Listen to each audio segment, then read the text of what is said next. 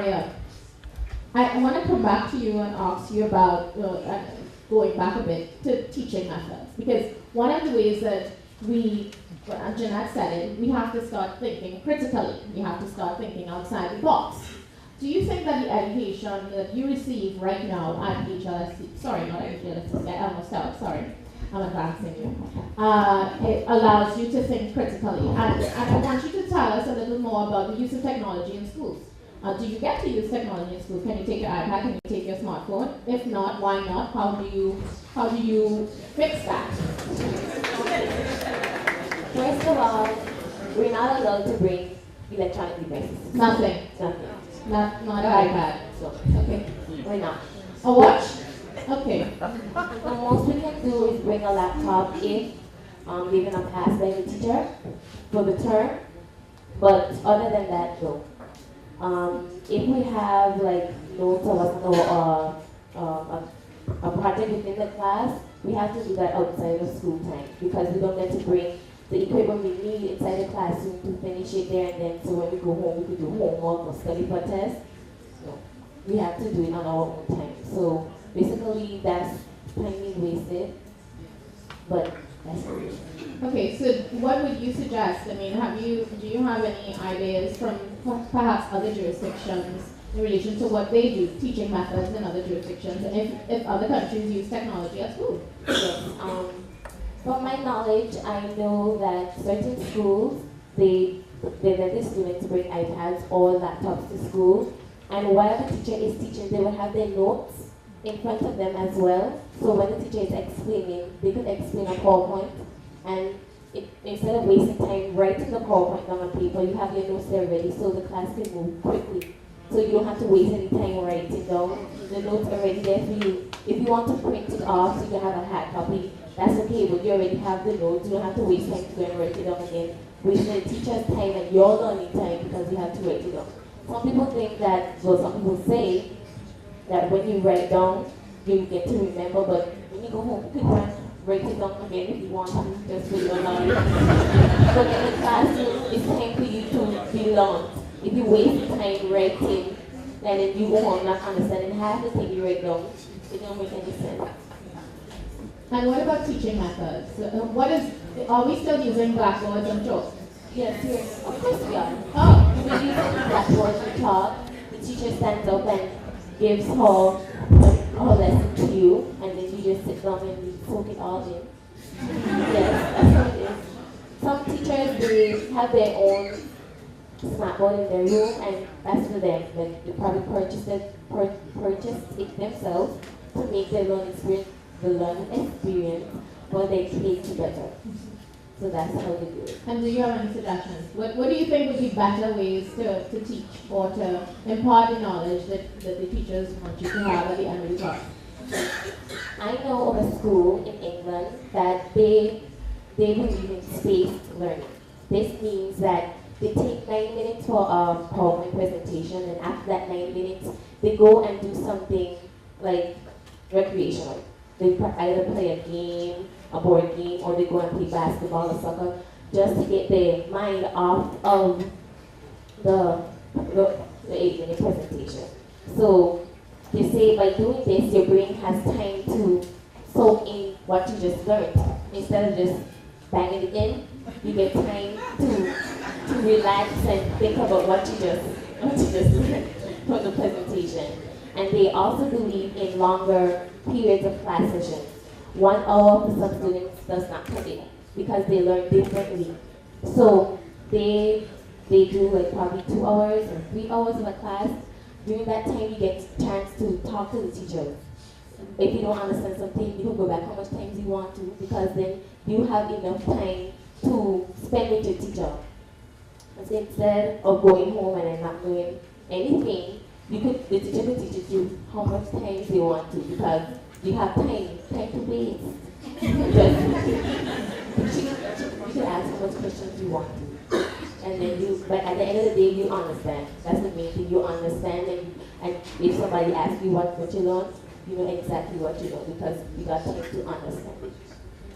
If I may interject, I think that the current reality is that our system, the educational system that we currently have, although it's being developed and modified, I feel that it's stuck in the generation of my parents. That's the harsh reality. That's it. That's the harsh reality, and I think that it is more or less failing the students because it doesn't give all the students a fair advantage. I think what we need to focus on is giving into account that there are different types of learners. We have kinetic learners that actually learn from doing things hands-on. We have audio learners that learn from hearing someone speak something. I think, and we do have visual learners. I think that what we need to do is we need to make our classrooms more conducive and maximize the learning opportunities. I feel that, making it more comfortable in a sense and, bringing in, being more innovative. I think that, corporate BVI, we have a lot of, representatives in the audience. I feel that, they're ready to make, donations and stuff, but is our facilities ready for that? That's the question that needs to be answered. I don't think that our facilities is up to par or it's ready. Are they up to par? Cesaria, what is the computer lab like? Oh, the computers are really old. They have the old computers, the big back. the big back. That's the computers we have. Not the flat panel ones that we have now. The flat computers we have the big back. Sometimes they don't work either. The cord has short. Not to bring down my high school, but that's just what we have. And I think that the three of us who are actually working would be unanimous in stating that technology is key when you're working.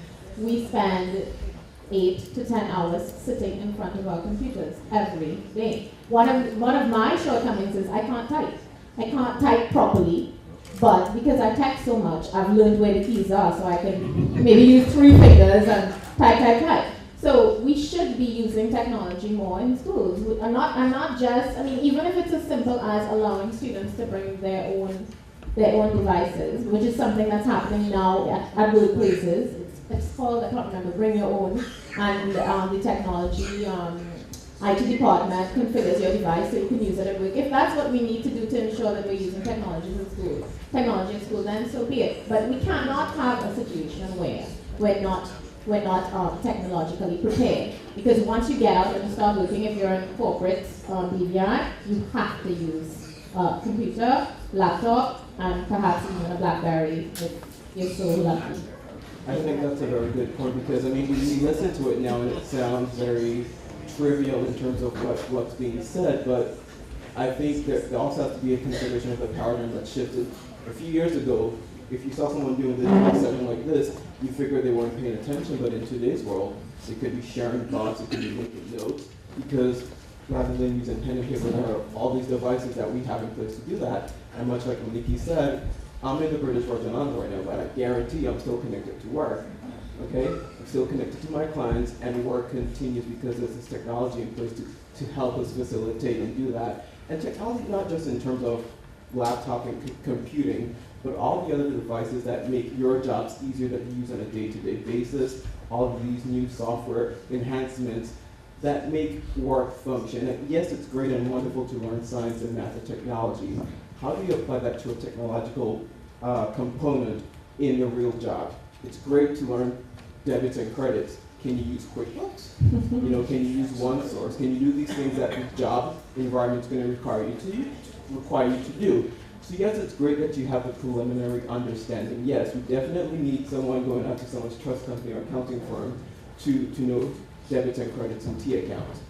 That's one hurdle. The next hurdle that some employers are going to have to struggle with for the first 6 months is teaching you how to use QuickBooks, because that's a very, at this point, basic component of that career that we might be potentially missing in our school environments.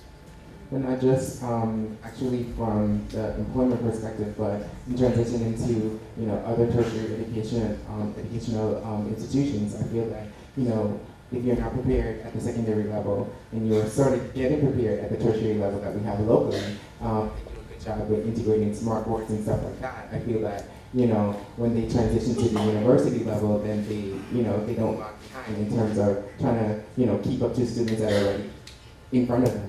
So I feel that, looking at it from the employment perspective, that is great, but we also have to take into account the students that do go through the system from elementary to secondary to tertiary level and then go abroad to, further their education.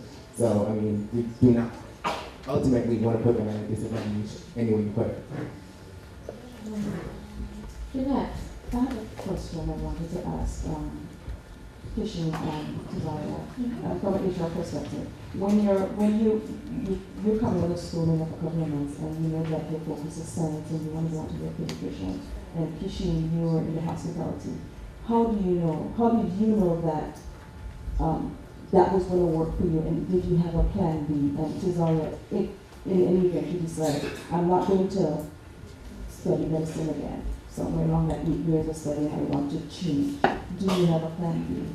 And if so, at this stage, what would your focus be on, more medicine, or are you going to have a plan B? And I'm saying that to ask of diversification in education, in hands-on practical work experience. Is it all just science that you want to do, or would you diversify and do something else? If that doesn't work out, then maybe something like that. Okay, I really do not have a plan B, because from the get-go, I was like, yes, I want to do something in the science field. I don't think I'll ever say, no, I don't want to do this anymore, but it has to be something along that line. And I'm asking that to say because you do have, and we see a lot of the times in HR, people go away to school and they study finance or they study psychology, and you can't get a job in that field that you study. And then you apply for a secretarial job or that famous book, whatever job you have available. And that's, the reason behind my question. Kesheem, how did you know that you were going to go into hospitality schooling? And if that's where you started initially, or this is planning? Actually, that's not where it started initially. In high school, I wanted to become a doctor, I wanted to be a lawyer, I wanted to be a pilot. We go through that transition as, human beings. We change our mind very quickly. In high school, I was actually fortunate enough to do my on-the-job training at civil aviation because I wanted to be a pilot. It's only when I came to HLSCC, I picked up initially I started out as a business major, just general business administration, like, the norm. Because I still wasn't sure, like, I kind of lost interest in being a pilot and stuff like that, I wasn't sure. But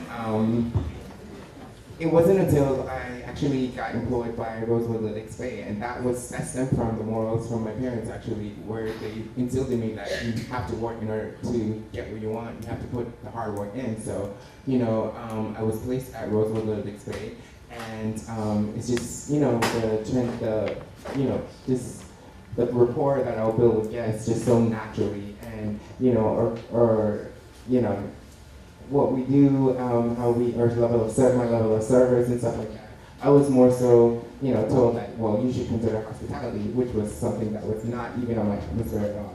So I kind of, this is something that happens for me very easily. So maybe I should actually just, kind of listen to what they say of it and just, put it in to perspective. And I did. So I actually switched my major at HMSCC, and then took up employment at Bitter in that club, and it's been history ever since. Because I served in numerous capacities there, from services agent to executive administrator. So I kind of got, front of the house and back of the house, and something that you kind of lack when you're going through the education system. So I kind of did that on my own.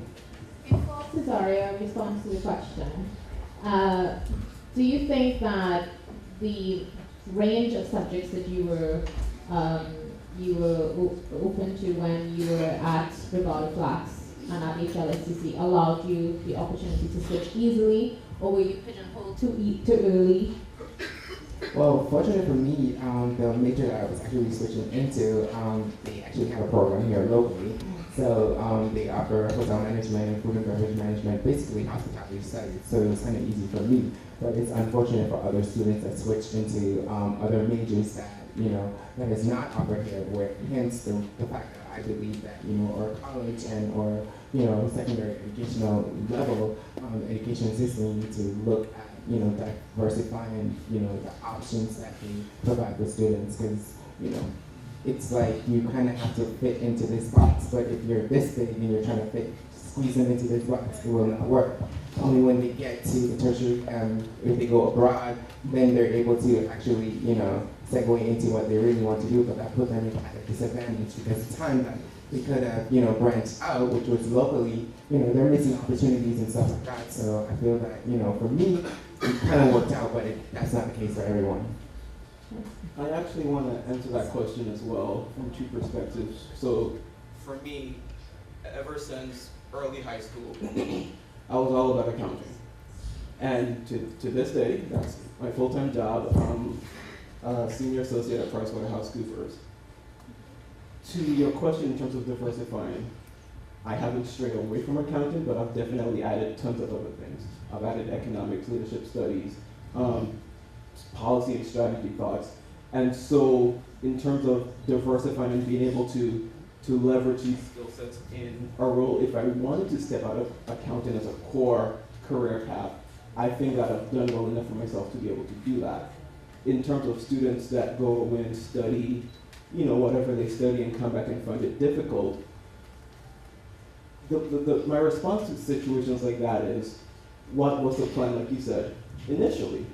So if you're leaving the British Virgin Islands and you want to study psychology, have you thought forward 5 years in terms of what are you going to do if you were to return to the British Virgin Islands with a psychology degree?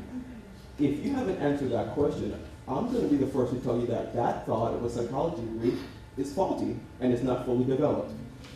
It's not in anyone's best interest for you to have spent the 4, 5, 6 years, and I say 4, 5, 6 because as a psychology major, you really need to be at a master's level. So 4, 5, 6 years studying psychology and you come back and you can't find a job, you don't want to do this, and then you're in a position where you're either overqualified for tons of other things or your skill sets don't align.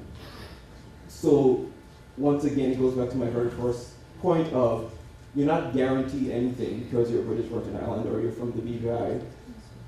I'll stop it at that. You're not guaranteed anything.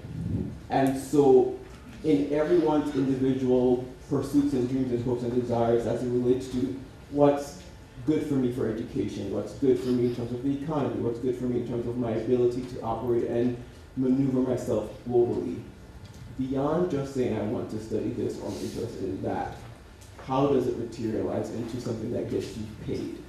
I think it's something that lots of students fail to do. They feel they don't have the support to stimulate those conversations before they and their parents and whomever else makes the investment into these majors that probably aren't, fulfilling once they return to the British Virgin Islands. Tell me something. You talked about, I know you went off to Johnson and Wales University, but you did the hospitality program. You just spoke about it, because when you decided you wanted to switch into hospitality, you were able to go to HLSCC and do some programs there. But were the programs there sufficient to prepare you for Johnson and Wales? Were they sufficient to prepare you for your position now? Because what I'm trying to find out from you is, what do we need more training, or do we need more? We talked about having more opportunities to work in the industry before we actually start working. Did you have any of that exposure when you were at HLSCC? Well, as I said, whatever my level of preparedness was, it goes hand in hand with the actual system, the educational system, and it goes hand in hand with, my actual, passion for the industry. Fortunately for me, while I was at HLSCC, I was working at the Yacht Club as well, so whatever I learned in the classroom, I was able to put into practice. So my level of preparedness, I would say that it did a decent job preparing me for Johnson & Wales University. Not much, I wouldn't say that it differed, but I feel that the programs now should absolutely go more in depth into the industry and offer more sub-programs so that the students can, learn more, have a deeper understanding of the actual industry that they're about to devote their entire career to. Johnson & Wales did a very good job at, providing opportunities. HLSCC, it serves the purpose as a community college. However, I feel that, those at HLSCC needs to start thinking outside of the realms of a community college and, more so focus on what our product is going to be like, which is, or product should be our students, what are they going to be like fair to, other community college or other colleges regionally and internationally. So I feel that, it did its purpose in preparing me, but I feel that in certain aspects I could have been more prepared. But I feel that they should absolutely deepen the programs that they offer within whatever programs or majors that they offer. Okay. My final question, and then we're going to go to some questions that we've been sent through Twitter, and of course the audience is more than welcome to ask questions. But my final question to each of you is, how can BVI Islanders make themselves more competitive in the global workforce? One sentence. Jeanette. Continuous education and self-educate yourself and learn as much as you can through job training, internships, even volunteer. Continue to move with technology. Okay. Cesaria. I would basically say the same thing she said. You can't just live off of what the teacher taught. You have to know how to make yourself better. Nobody can make yourself better for you. You have to teach yourself. You have to know how to teach yourself new things and make yourself involved in what's going on. Kesheem. I would say by seizing every opportunity as a learning opportunity, whether it's a setback or it's an advancement, it's everything that you can learn from, so that even if you have to inspire someone and the next who's coming up behind you, you can say, hey, I will do it differently this way, or not because I did it that way, you have to reap the same results. I would say that absolutely seizing every opportunity as a learning experience. Justin. I would simply say to just be agile with change. We live in a very dynamic world, and what's going on today could totally be different tomorrow. And you have to be able to respond to that when tomorrow comes.